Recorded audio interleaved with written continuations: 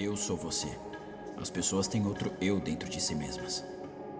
O eu sempre é composto de duas pessoas. O eu que se pode ver e o eu que o observa. Há muitas entidades chamadas Shinji Ikari. O outro Shinji Ikari que existe dentro da sua mente. O Shinji Ikari dentro da mente de Misato Katsuragi.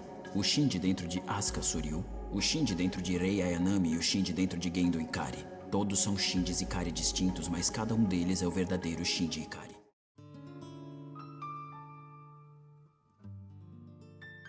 Shinji Ikari não é apenas um adolescente introvertido. Ele é um ponto de interrogação ambulante, um corpo que respira, mas não se sente vivo. Ele está presente, mas nunca inteiro, sempre em reticência. O primeiro episódio já entrega sua essência. Shinji chega à cidade, vê destruição e encontra seu pai. E esse pai olha para ele como se estivesse diante de um móvel antigo, algo útil, mas sem alma. Não é à toa que a EVA 01, que ele pilota, é uma máquina que sangra. Evangelho nunca separa o externo do interno. A batalha sempre reflete o estado emocional dos personagens. E no caso de Shinji, a guerra acontece antes mesmo dele entrar no mecha. A relação dele com o pai é a primeira fonte de sua fragmentação. Gendo é a ausência travestida de autoridade. Um homem que abandonou o filho e depois o convocou apenas quando precisou dele. A figura paterna, nesse caso, não é só uma falha emocional, é a metáfora do mundo. Um mundo que nos exige desempenho, mas não oferece afeto.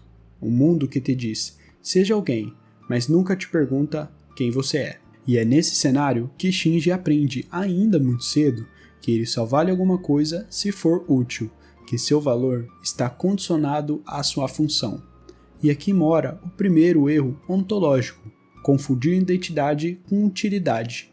Ele não se enxerga como um fim em si mesmo, mas como meio para agradar os outros. Não é que Shinji não saiba quem ele é que ele não aprendeu a olhar para isso. Você tem medo desses Shinjis dentro da mente dos outros. Eu tenho medo das outras pessoas me odiarem. Você tem medo de se machucar.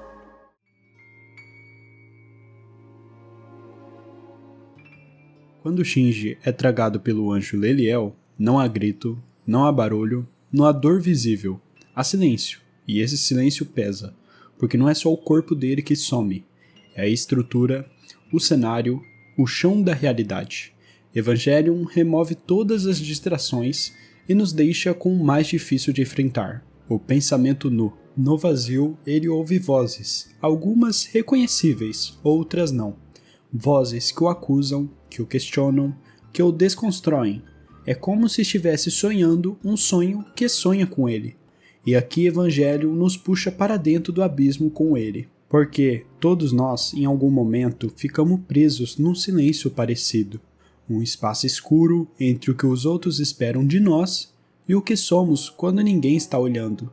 Esse espaço é onde mora o trauma, mas também onde nasce a possibilidade de reconstrução. Shinji então se pergunta, será que eu sou real? A questão não é infantil, é profundamente filosófica. Ele entende que sua identidade é moldada pelas relações, e se essas relações forem frágeis ou tóxicas, o reflexo também será. A série nos lembra, o espelho nunca mostra tudo, e às vezes, o que vemos nele nem somos nós, é só o desejo alheio refletido no nosso rosto. Essa parte, no episódio 16, é o verdadeiro ponto de ruptura. Não na narrativa externa, mas na consciência do personagem. Porque Evangelion tem coragem de fazer o que quase nenhuma obra se permite. Desacelerar completamente para mostrar o que acontece quando o ser humano para de fugir. Eu odeio esse lugar. Eu não quero mais ficar sozinho.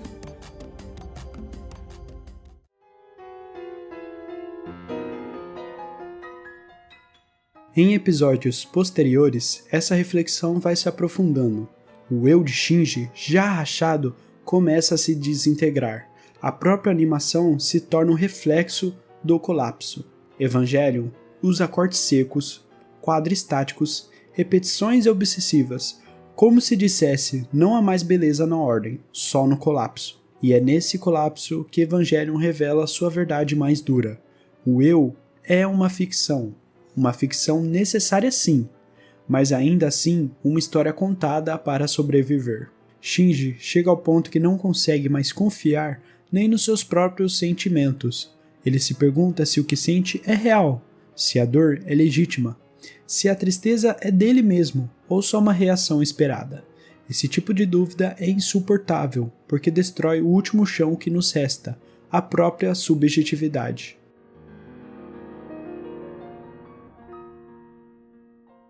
E é exatamente isso que Evangelion quer que a gente sinta. Não como uma punição, mas como purificação. A destruição aqui não é o fim, é a condição para algo novo. É como um incêndio que queima o que já não serve, para dar espaço ao que ainda pode crescer. Shinji precisa deixar o antigo eu morrer, porque aquele eu nunca foi inteiro, nunca foi verdadeiro, só foi funcional, só existia como adaptação. E o verdadeiro eu não se adapta, ele emerge, e muitas vezes só emerge depois da dor. No final da série, tudo se transforma em linguagem, metáfora, vazio. Evangelion abandona a forma tradicional como uma ousadia quase suicida. Não há vilão, não há clímax físico, não há vitória. Só o colapso final da narrativa externa para que a interna floresça. A mente de Shinji se apresenta como um palco, o cenário perfeito para o último confronto, ele consigo mesmo. E o que acontece ali não é uma iluminação mística, nem uma revelação divina. É algo muito mais humano, um pequeno hesitante, tímido ato de autoaceitação. Shinji entende que ele pode escolher, que ele pode existir, não como projeção, mas como vontade, como potência. Ele percebe que ser alguém não é uma resposta que se encontra no outro, mas um processo de se olhar para dentro e dizer, mesmo assim, eu existo. Esse mesmo assim é tudo. Mesmo com a dor, mesmo com a dúvida, mesmo com a vergonha, mesmo com o medo.